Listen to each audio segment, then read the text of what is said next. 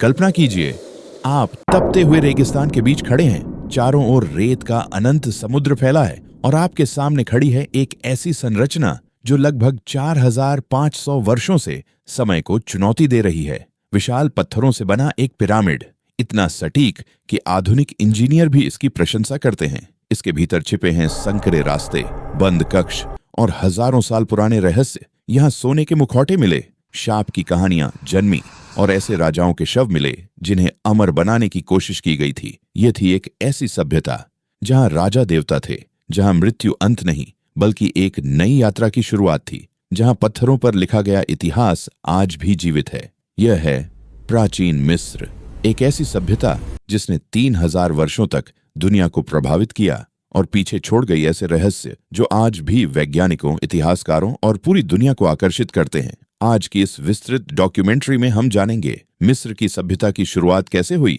Pyramid वास्तव में कैसे बनाए गए, मम्मी क्यों बनाई जाती थीं, फराओ खुद को देवता क्यों मानते थे, तूतनखामुन की कब्र में क्या मिला, क्लियोपेट्रा कौन थी और कौन से रहस्य आज भी अनसुलझे हैं। तो चलिए समय की रेत को पीछे हटाते हैं और प्रवेश करते हैं प्राचीन मिस्र की अद्भुत दुनिया में। नील नदी के बिना प्राचीन मिस्र की कल्पना करना असंभव है। चारों ओर रेगिस्तान था, वर्षा बहुत कम होती थी, जीवन कठिन था, लेकिन हर वर्ष नील नदी बाढ़ लाती थी। बाढ़ के बाद पीछे छूट जाती थी उपजाऊ काली मिट्टी।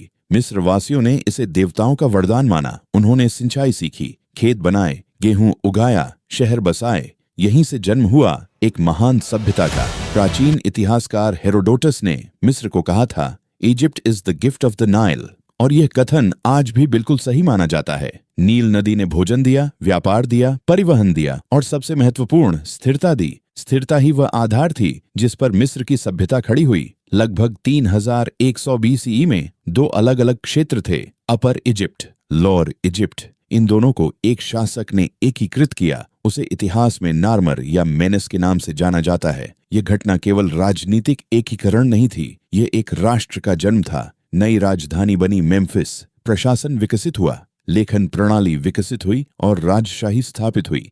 यहीं से शुरू हुआ फराओ का युग।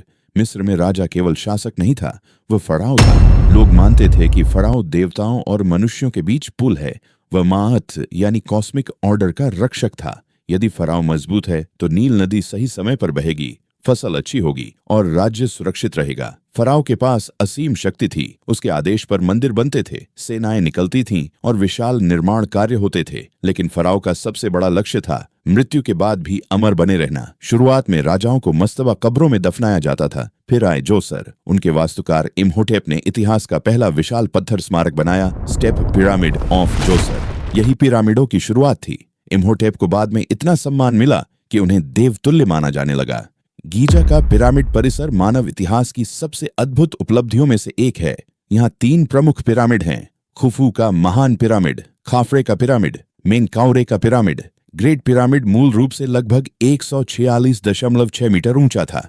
यह लगभग 2.3 मिलियन पत्थर खंडों से बना है। सदियों तक यह दुनिया की सबसे ऊंची मानव निर्मित संरचना रहा। आधुनिक शोध बताता है कि कुशल श्रमिकों ने काम किया, रैंप सिस्टम उपयोग हुए, तांबे के औजार इस्तेमाल हुए और संगठन अत्यंत उन्नत था। ये काम गुलामों ने नहीं बल्कि प्रशिक्षित श्रमिकों ने किया था। उनके लिए भोजन, चिकित्सा और आवास की व्यवस्था की जाती थी। यह एलियंस की कहानी नहीं, यह मानव प्रतिभा की कहानी है। ग्रेट स्फिंक्स ऑफ गीजा का शरीर सिंह का है और चेहरा मानव का। यह शक्ति और बुद्धिमत्ता का प्रतीक माना जाता है। इसके टूटे हुए नाक और संभावित छिपे कक्षों को लेकर कई रहस्य आज भी चर्चा में रहते हैं। मिस्रवासी हायरोग्लिफ्स लिखते थे।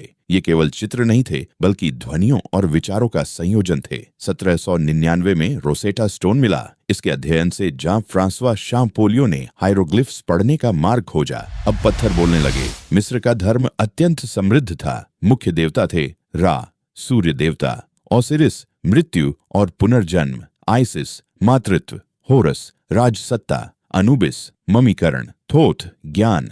धर्म मिस्र के हर पहलू में उपस्थित था। मिस्रवासियों का विश्वास था कि मृत्यु अंत नहीं है। आत्मा के विभिन्न रूप का और बा शरीर से जुड़े रहते थे। यदि शरीर सुरक्षित रहे तो आत्मा परलोक में जीवित रह सकती थी। इसी विश्वास ने ममीकरण को जन्म दिया। ममीकरण लगभग 70 दिनों तक चलता था। मस्तिष्क निकाला जाता था, आंतरिक अंग निकाले जाते थे, नेट्रॉन से शरीर सुखाया जाता था, लिनन में लपेटा जाता था, ताबीज रखे जाते थे और ताबूत में सुरक्षित किया जाता था। 4 अंगों को कैनोपिक जार में रखा जाता था। यह विज्ञान, धर्म और परंपरा का अद्भुत मिश्रण था। मृतकों के लिए मंत्रों का संग्रह रखा जाता था। सबसे प्रसिद्ध दृश्य है दिल को मात के पंख के विरुद्ध तौला जाना। यदि दिल हल्का है तो आत्मा को अमर जीवन मिलता है। हर मिस्रवासी फराव नहीं था।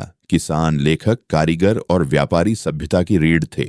बच्चे खेलते थे, महिलाएं संपत्ति रख सकती थीं, लोग त्योहार मनाते थे। जीवन आश्चर्यजनक रूप से व्यवस्थित था। हटशेपसुत ने स्वयं को फराव घोषित किया। उन्होंने व्यापारिक अभियानों और विशाल निर्माण कार्यों को बढ़ावा दिया। मिस्र में महिलाओं को कई अन्य प्राचीन सभ्यताओं की तुलना में अधिक अधिकार प्राप्त थे। अखेनातेन ने एटन सूर्य चक्र की पूजा को प्रमुख बनाया। उन्होंने पारंपरिक देवताओं की शक्ति कम करने की कोशिश की। उनकी पत्नी नेफरतिति इतिहास की सबसे प्रसिद्ध रानियों में से हैं। तूतनखामुन कम उम्र में राजा बने। उनका शासन छोटा था, लेकिन उनकी कब्र ने उन्हें अमर बना दिया। हॉवर्ड कार्टर ने वैली ऑफ द किंग्स में तूतनखामुन की लगभग अक्षुण्ण कब्र खोजी। जब उनसे पूछा गया कि उन्हें क्या दिख रहा है, उन्होंने कहा, वंडरफुल थिंग्स। कब्र में सोने का मुखौटा, रथ, आभूषण, सिंहासन और हथियार मिले। यह आधुनिक पुरातत्व की सबसे महान खोजों में से एक है। कुछ लोगों की मृत्यु के बाद शाप की कहानी लोकप्रिय हुई, लेकिन वैज्ञानिक दृष्टि से प्राकृतिक कारण अधिक संभावित माने जाते हैं। फिर भी रहस्य आज तक जीवित है। रामेसेस द्वितीय मिस्र के सबसे शक्तिशाली शासकों में गिने जाते हैं। उन्होंने विशाल मंदिर बनवाए और युद्ध लड़े। उनकी छवि शक्ति का प्रतीक बन गई। अबू सिम्बेल के मंदिर चट्टानों को काटकर बनाए गए। 20वीं सदी में बांध निर्माण के कारण इन्हें स्थानांतरित किया गया। इंजीनियरिंग का आधुनिक चमत्कार। क्लियोपेट्रा सप्तम अत्यंत बुद्धिमान और बहुभाषी शासक थीं। उनका संबंध जूलियस सीजर और मार्क एंटनी से जुड़ा। 30 ईसा पूर्व में उनकी मृत्यु के बाद मिस्र रोमन साम्राज्य का हिस्सा बन गया। राजनीतिक रूप से मिस्र का स्वतंत्र युग समाप्त हुआ, लेकिन उसका प्रभाव आज भी जीवित है। वास्तुकला, कला, धर्म, विज्ञान, हर क्षेत्र में मिस्र की छाप दिखाई देती है। आज भी कई प्रश्न बाकी हैं। क्या छिपे हुए कक्ष अभी भी मौजूद हैं? क्या अधूरी कब्रों में नए रहस्य छिपे हैं? क्या कुछ शासकों की पहचान अभी भी अज्ञात है? नई तकनीकें जैसे सीटी स्कैन और म्यूअन स्कैनिंग हमें नए उत्तर दे रही हैं। प्राचीन मिस्र केवल पिरामिडों की कहानी नहीं है। यह मानव कल्पना, आस्था, विज्ञान, संगठन और अमृता की खोज की कहानी है। एक ऐसी सभ्यता जिसने मृत्यु को चुनौती दी, पत्थरों में अपना इतिहास लिखा और हजारों साल बाद भी दुनिया को आश्चर्यचकित कर रही है। जब हम पिरामिडों को देखते हैं, हम केवल पत्थर नहीं देखते, हम देखते हैं एक सपना, अमर होने का सपना। और शायद आज भी एक सवाल बाकी है, क्या प्राचीन मिस्र के सारे रहस्य सच में खोज लिए गए हैं, या फिर कुछ रहस्य अभी भी रेत के नीचे दबे हुए हैं? ऐसा सच जिसे हम अभी पूरी तरह समझ नहीं पाए, क्योंकि इतिहास कभी खत्म नहीं होता, वह बस छिप जाता है और हर नई खोज के साथ एक नया रहस्य फिर से जन्म ले लेता है। समाप्त।